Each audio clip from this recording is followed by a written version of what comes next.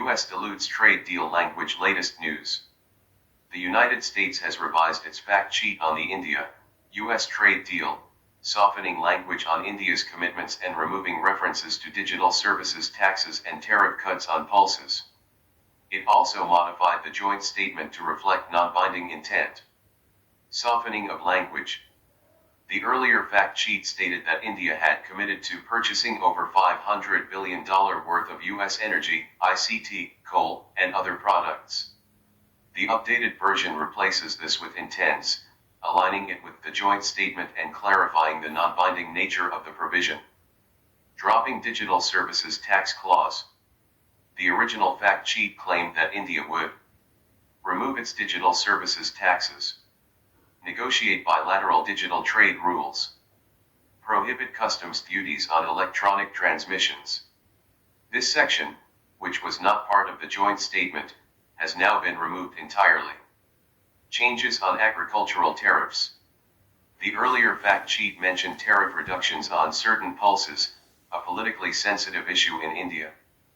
The updated version drops pulses and instead lists products such as dried distillers' grains, DDGs, red sorghum, tree nuts, fresh and processed fruit, soybean oil, wine and spirits.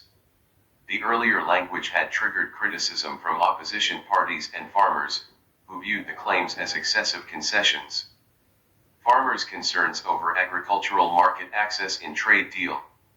The U.S. revised its trade fact sheet by dropping the reference to certain pulses among products India had allegedly committed to import. Although pulses were not mentioned in the joint statement, Commerce Ministry sources indicate that market access for pulses may still be part of the agreement, though details remain unclear. India's pulses import landscape. India imports nearly 20% of its annual pulses consumption to meet domestic demand. Key suppliers include Canada, Russia, Brazil, Myanmar, African nations such as Mozambique and Malawi. In 2024 to 25, India's total pulses imports rose 46% to $5.48 billion, though the U.S. accounted for only $90 million, making it a minor supplier. Push for self-reliance in pulses. The revision comes as the government promotes self-reliance in pulses production.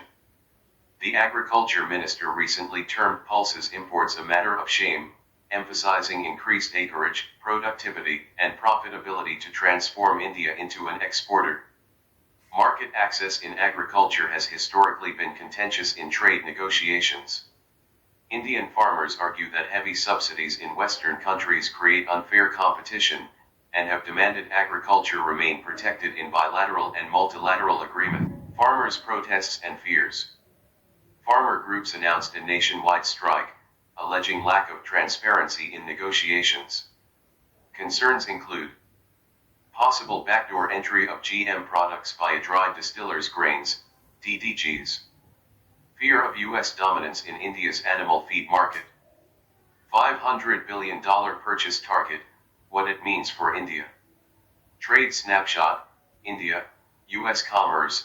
In FY 2024 to 25, India imported $45.62 billion worth of American goods and exported $86.51 billion to the United States. The U.S. remains one of India's largest trading partners. From committed to intends, the original U.S. fact sheet claimed India had committed to purchasing $500 billion worth of American goods over 5 years, about $100 billion annually. The revised version softens the wording to intends, reflecting the non-binding nature of the provision. Farmers' concerns over import surge. The $500 billion figure raised concerns among farmers about a sharp increase in agricultural imports, potentially affecting domestic prices and market stability. Fears center on increased competition and pressure on farm incomes. Government clarification, not legally binding. Indian officials have clarified that the target is not a sovereign commitment, as purchases would be made by private companies, not governments. Similar phrasing has appeared in past trade agreements, such as the India-EFTA deal, where investment targets were indicative rather than mandatory. push back on digital services taxes in trade talks. The revised U.S. fact sheet dropped a section suggesting India would remove digital services taxes and refrain from reintroducing equalization levy-style measures. The equalization levy, often dubbed the Google tax, was designed to ensure tax parity between domestic and foreign e-commerce companies. India had already scrapped this levy in the previous budget, but debates remain over whether it should permanently forego such tools. This change follows concerns that India may have limited its future taxation powers over American tech firms. Concerns over policy sovereignty. Legal advisors reportedly cautioned against accepting U.S. proposals that would prevent India from reintroducing digital taxes. Experts argue that binding commitments in trade deals could constrain India's regulatory flexibility. Data localization and digital sovereignty. The broader concern extends to data localization, which requires storing and processing data within national borders. Critics warn that trade conditions may restrict India's ability to enforce localization policies or safeguard digital sovereignty.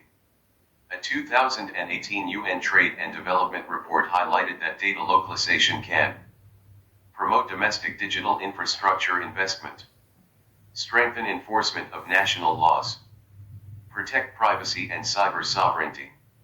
With its vast user base and growing digital economy, India holds significant leverage. Experts believe retaining regulatory space could enable India to build globally competitive digital platforms.